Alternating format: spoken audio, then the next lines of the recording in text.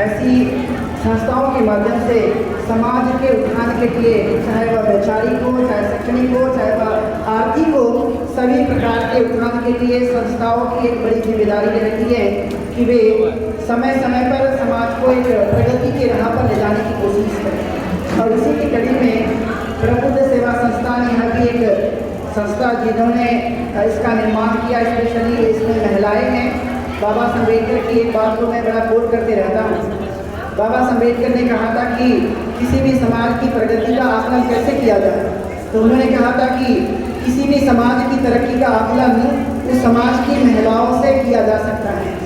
और यदि भारतीय संविधान लागू होने के बाद में देखा जा रहा है कि भारत में कितनी महिलाएं आज प्रगति हो रही है पहले की तुलना में, और ये समाज की नैतिक जिम्मेदारी है कि हमने उनको ज़्यादा से ज़्यादा विकसित करें, उन्हें विकास के राह पर लाने की कोशिश करें। लेकिन फिर भी आपने देखा हो कि आज भी समाज के अंदर में बहुत सारे ऐसे कर्मकांड हैं, अंधविश्वास है, रूढ़ी परंपराएं आज भी मौजूद हैं, और उसके पोषक और कोई नहीं बल्कि समाज के लोग ही हैं। समाज के लोग रहने वाले समाज के लोग ही इसको पालने और पोषण करने का काम करते रहते हैं। इसलिए आपने देखा हो कि कितने सारे ऐसे लोग हैं जो आज भी समाज के अंदर में, जैसे आपने देखा हो कि महिलाएं आज भी, मैं जगह जगह उत्तर प्रदेश में जाते रहता हूँ, तो मैंने कहा कि आज़ाद भारत में भारतीय संविधान लागू होने के बावजूद भी महिलाएं जगह जगह अभी भी घूंघट डालते रहती हैं। डालती है नहीं डालती है? मैं आप लोगों को पूछता हूँ, मेरा आप सब लोगों से सवाल है, यहाँ पर ज़्यादातर महिलाएं तो वैसी नहीं दिखाई दे रही, लेकिन फिर भी समाज में आपने देखा होगा कि महिलाएं आज भी जब किसी भी प्रोग्राम में जाती है, चाहे वो घर के हो या समाज के हो, तो ज़्यादातर मैंने इस उत्तर प्रदेश के अंदर में देखा कि महिलाएं आज भी घूंघट डालती हैं। सही है या नहीं है? तो घूंघट डालना ये परंपरा है, रूढ़िवाद की परंपरा है, तो इसे आगे बढ़ाना चाहिए कि नहीं बढ़ाना चाहिए? कितने लोग आगे बढ़ाना चाहते हैं, कितने लोग इसे समाप्त करना चाहते हैं? यदि आप समाप्त करना चाहते हैं तो हाथ खड़े करके बताइए कि हम इसके बाद ऐसा नहीं होने देंगे। यदि मान लिया जाए इस परंपरा को हम आगे बढ़ाते हैं तो आपका जनरेशन, आने वाला जनरेशन भी वैसा बन सकता है। तो आज हमारे देश को, हमारे बच्चे, खासकर महिलाएं आईएएस बने, आईपीएस बने, देश के अच्छे अच्छे पदों पर जाए, इवन राजनीति के भी बड़े हिस्सों में हमारी महिलाएं बड़े से बड़े पदों पर जाना चाहिए। लेकिन आज़ाद भारत में आपने देखा होगा कि पूरे भारत के अंदर में 75 वर्ष की आज़ादी में और यह कम से कम 63 साल की इस भारतीय संविधान की व्यवस्था में लगभग आपने देखा होगा कि आज भी भारत की सिर्फ एक प्रधानमंत्री महिला बनी है, और सिर्फ एक ही महिला राष्ट्रपति भी बनी है। जबकि भारत के अंदर में पूरा का पूरा यदि आप एनालिसिस करेंगे या सर्वे करते हैं तो आप पाएंगे कि महिलाओं की भी संख्या बराबर के बराबर है और पुरुषों की भी संख्या वैसी ही है। तो क्या जब महिलाओं की संख्या भी वैसी है और पुरुषों की भी संख्या वैसी है तो दोनों को समान भागीदारी मिलनी चाहिए, आधा नहीं बल्कि समान भागीदारी का हिस्सा बनना चाहिए। इस मौके पर इस संस्था के माध्यम से जो महिलाओं ने ये संघ बनाया, ये संस्था बनाई और उसके माध्यम से काफ़ी काम चलाए जा रहे हैं। जैसे कि मैंने व्हाट्सएप के माध्यम से देखा कि ये सिलाई मशीन का प्रशिक्षण भी देने का काम करते हैं इस संस्था के माध्यम से। तो समाज में रहने वाली जो महिलाएं हैं जिनको ये शिक्षा नहीं मिल पाई, और आजकल आपने देखा व्यवसायिक शिक्षा या जो टेक्नोलॉजी की शिक्षा है वो ज़्यादा मिलनी चाहिए, तो ऐसे समय में संस्था के माध्यम से यदि ऐसे प्रशिक्षण दिए जाते हैं तो निश्चित रूप से ये सराहनीय कार्य है, और इसको आगे बढ़ाने के लिए हम सब लोगों ने मदद करनी चाहिए ताकि ऐसी संस्थाएं आगे बढ़कर समाज के लिए और भी काम कर सकें। जैसे कि हमने देखा कि ये सपून बोध जो है ये पता चला कि ये नौकरी भी करती है, और नौकरी करने के बाद भी समाज की हमारी एक नैतिक जिम्मेदारी है, उसके लिए भी हमें काम करना चाहिए। ये भावना रखते हुए उन्होंने ये उनकी टीम में सभी लोगों ने मिलकर इस संस्था का निर्माण किया और वो लगातार इसको आगे बढ़ाने की कोशिश में लगे हुए हैं। तो निश्चित रूप से ऐसी सामाजिक संस्थाएं, धार्मिक संस्थाएं और शैक्षणिक संस्थाओं का निर्माण जरूरी है, तभी समाज में काफ़ी परिवर्तन आने की गुंजाइश होती रहती है। जब तक समाज में जिम्मेदार लोग तैयार नहीं होंगे तब तक समाज की प्रगति काफ़ी मुश्किल मानी जाती है, और इसलिए हम लोगों ने, सब लोगों ने ये नैतिक जिम्मेदारी के आधार पर ये भावना बनानी चाहिए कि कम से कम हम इस काम को आगे बढ़ाएं। उसी के साथ साथ मैं अब सब लोगों का ध्यान मैं आकर्षित करना चाहूँगा कि आपने देखा हो कि बाबा साहब अम्बेडकर और तथागत गौतम बुद्ध, उनकी जो विचारधारा रही है कि मनुष्य ने गलत कामों पे अपना दिमाग नहीं लगाना चाहिए, बल्कि सही जगह दिमाग लगाकर अपना तरक्की करनी चाहिए, चाहे वो सुख और शांति के लिए क्यों न हो, हमने इसके लिए प्रयत्न करना चाहिए। लेकिन फिर भी आपने देखा होगा कि भारत के अंदर में महिलाएं करवा चौथ रखती है, किसके लिए? पुरुष के लिए, कि हमारे पुरुष की जो है वो आयु बढ़नी चाहिए, और वो रखती किसके लिए है? महिलाएं पुरुष के रखती है। लेकिन कभी आपने देखा कि पुरुष ने कभी महिलाओं के लिए उसकी आयु बढ़ना चाहिए इसके लिए कोई व्रत रखा क्या? मैं आप लोगों को जो बात बता रहा था काफ़ी महत्वपूर्ण है समझने की दृष्टि से, और हमारे व्यवहारिक जीवन को अच्छा बनाए रखने के लिए भी काफ़ी महत्वपूर्ण है। और इतना ही नहीं, तो समाज की अपनी एक अच्छी जो विकासात्मक सोच है उसको बढ़ाने के लिए भी काफ़ी महत्वपूर्ण है। इसलिए आप लोगों को इस पर ध्यान जरूर देना चाहिए। मैंने आप लोगों को बताया था कि भारत के अंदर में महिलाएं पुरुष के लिए करवा चौथ रख के उसकी आयु की कामना करती है कि उसकी आयु बढ़ना चाहिए। अब मैं आप लोगों को पूछता हूँ कि यदि कोई महिला करवा चौथ रखती है और उसका पति शराब पीता होगा, तो आप कितने भी व्रत रख लीजिए, उसके पति की कभी आयु बढ़ने की कोई संभावना बिल्कुल भी नहीं हो सकती, जब तक उसका स्वयं का ये मन और शरीर जब तक अच्छा नहीं रहता, जब तक हमारी सोच अच्छी नहीं रहती, जब तक हमारा खान पान अच्छा नहीं रहता, जब तक हम अच्छा जीवन नहीं जीते, तब तक मनुष्य की आयु बिल्कुल भी नहीं बढ़ती है। आयु बढ़ाने का ये सरल तरीका है। लेकिन आपने देखा भारत के अंदर में खासकर महिलाएं पुरुष के आयु के लिए वह मंगल कामना करती है और वो भी व्रत रखते कि मुझे आज दिन भर कोई खाना नहीं खाना है, और ये आपने पति की आयु बढ़ाने के लिए कम से कम खाना नहीं खाया, लेकिन हानि किसकी हुई? खाना आपने नहीं खाया, तो पति की कभी आयु बढ़ सकती है क्या? जब तक पति खाना नहीं खाएगा तब तक पति की आयु बढ़ने की कोई संभावना है। कितना भी व्रत रख लीजिए रात दिन, कितना भी आप जप कर लीजिए, कितना भी तप कर लीजिए, कितना भी भजन और गोपाल कर लीजिए, तब भी आपके पति की आयु बढ़ने वाली बिल्कुल भी नहीं है। इसकी पक्की उम्मीद मैं बता सकता हूँ। और इसलिए तथागत गौतम बुद्ध ने बताया था कि आप लोगों के ऐसे कर्मकांड, अंधविश्वास और रूढ़ी परंपरा में नहीं जाना चाहिए, बल्कि अपनी स्वयं की ताकत, स्वयं की ऊर्जा, स्वयं का समय सही काम पे लगाओ, आपकी दिनों दिन तरक्की हो सकती है। यही तथागत गौतम बुद्ध का खासकर सभी लोगों से कहना था कि आप लोग जागरूक बनिए, और जब जब भी आप जागरूक बनते रहेंगे तब तब आपकी प्रगति होना निश्चित है। 1950 के पहले जब भारत का संविधान लागू नहीं हुआ था, तो आपने देखा कि हम किन किन लोगों को मानते थे, कितने कितने व्रत रखते थे, लेकिन तभी हमें नौकरी मिल पाई थी, तभी हमारी प्रगति हुई थी। लेकिन ऐसा कौन सा मंत्र है जिसके कारण हमारी प्रगति हुई? तो वह है तथागत गौतम बुद्ध के द्वारा बताया गया विचार और बाबा साहब अम्बेडकर के द्वारा दिया गया भारतीय संविधान, जिसकी वजह से हमारी तरक्की हुई है। इसके अलावा किसी के कारण भी तरक्की भारत के अंदर में नहीं हुई। और इसलिए आप लोगों के मन में ये बातें आनी चाहिए कि मैं जीवन पर्यंत किसी के लिए भी कोई व्रत नहीं रखूँगा या नहीं रखूँगी, क्योंकि आपने देखा कि सोमवार आता है तब व्रत रखा जाता है, जब मंगलवार आता है तब व्रत रखा जाता है, जब बुधवार होता है तब व्रत रखा जाता है, जब गुरुवार आता है तब भी व्रत रखते हैं, जब शुक्रवार आता है तब भी व्रत रखते हैं, और जब शनिवार आता है तब भी व्रत रखते हैं, और रविवार के दिन तो ज़्यादा व्रत रखते हैं लोग। जब ये 7 दिनों तक आपने व्रत रखा तो 7 दिनों में आपकी तरक्की तो होनी चाहिए थी ना, लेकिन हुई क्या? बिल्कुल भी नहीं। जब तक आप लोग अपने दिमाग का सही इस्तेमाल करना नहीं सीखेंगे तब तक तरक्की होना मुश्किल है। जैसे कि ये प्रबुद्ध सेवा संस्थान वालों को मन में लगा कि हमने भी एक संस्था का निर्माण करके समाज के लिए कुछ न कुछ कार्य करना चाहिए, समाज को कुछ न कुछ देने की कोशिश करनी चाहिए।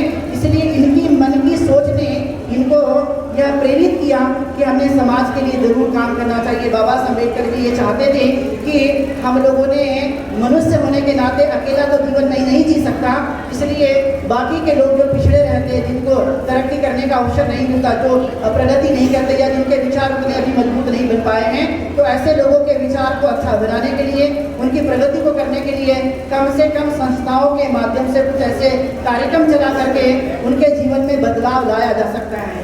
और ये सोच निश्चित तौर पे होनी चाहिए।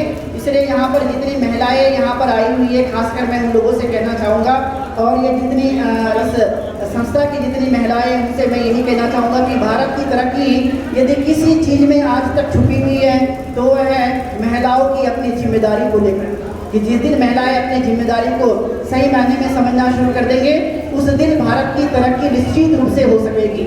मैं वो इसलिए बता रहा हूँ क्योंकि आपने अमेरिका के बारे में देखा होगा, आपने जापान के बारे में देखा होगा, आपने जर्मनी के बारे में देखा होगा, या जितने भी दुनिया के देश हैं, वहाँ पर ये पाया गया कि वहाँ की महिलाएं ने पुरुषों के समान काम करके दिखाया। और वहाँ की महिलाएं किसी भी प्रकार का कोई व्रत नहीं रखती है। हमने देखा कि वहाँ महिलाएं व्रत नहीं रखती, लेकिन उनकी तरक्की भारत की अपेक्षा ज़्यादा है। ऐसा क्यों? क्योंकि उन्होंने श्रम पे विश्वास किया, मेहनत पे विश्वास किया, अपने दिमाग को ज़्यादा से ज़्यादा विकसित करने की कोशिश की, नई नई चीज़ों को खोजने की कोशिश की, और इसलिए वो यहाँ तक पहुँच सके हैं।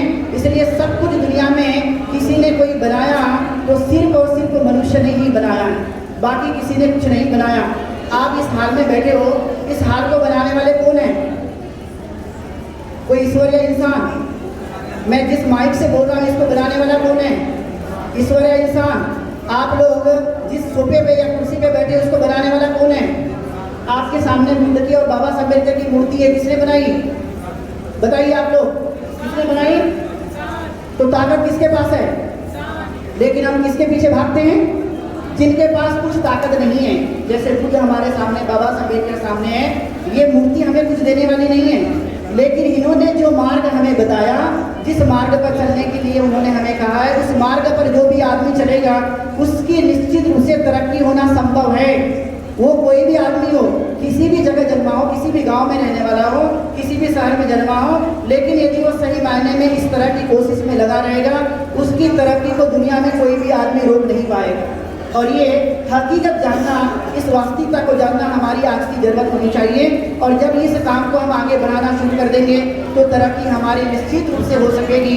और इसलिए आपने देखा कि हमारे बहुत सारे जो लोग हैं वो बहुत सारे संत त्योहारों में, खासकर महिलाएं संत त्योहारों में वह बहुत सारे पैसे लगा देती है, लेकिन उस पैसों को यदि आप बचाएंगे, एक एक रुपये यदि उस काम को, अच्छे काम को करने में इस पैसों का इस्तेमाल करना शुरू करेंगे, तो आप अपने बच्चों का एजुकेशन अच्छी स्कूल में कर सकते हैं। लेकिन आप किसी भगवान के लिए, किसी देवी देवता के लिए, कर्मकांड अंधविश्वास के लिए यदि आपने पैसों को खर्च किया, तो क्या आपके जीवन में कोई बदलाव आएगा? इसकी 100% गारंटी, कोई बदलाव नहीं आ सकता। लेकिन यदि आपने एक एक रुपए बचा करके अच्छे काम के लिए लगाया, आपने अपने बच्चों को अच्छा स्कूल में भेजा, अच्छी पढ़ाई की, तो आपका बच्चा इन पैसों से अच्छा इंसान बन सकता है, वो पढ़ाई करके बड़े पदों पे जा सकते हैं।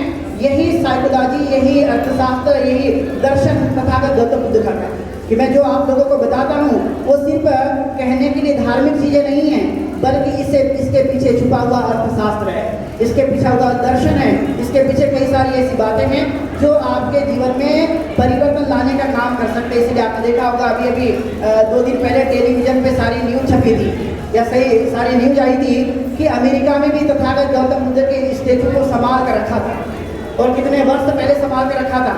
और अभी अभी भारत के प्रधानमंत्री को वो तथागत गौतम बुद्ध की स्टेचू दी गई है। अर्थात भारत एक प्रगतिशील राष्ट्र था और बन सकता है, लेकिन तथागत गौतम बुद्ध के मूल विचारों पर और बाबा साहब अम्बेडकर के बताए गए रास्तों पर आज वर्तमान में चलने की जरूरत है। यदि ऐसा किया गया तो स्वाभाविक तौर पर परिवर्तन आ सकता है। इसके लिए मैं एक और बात बताना चाहूँगा कि समाज के लिए एकता बहुत जरूरी है। तथागत ने भी कहा था, यूनिटी ब्रिंग हैप्पीनेस, कि जो एकता है समाज को सुखी और आनंदित और समृद्धशाली बनाने के लिए बड़ी महत्वपूर्ण होती है।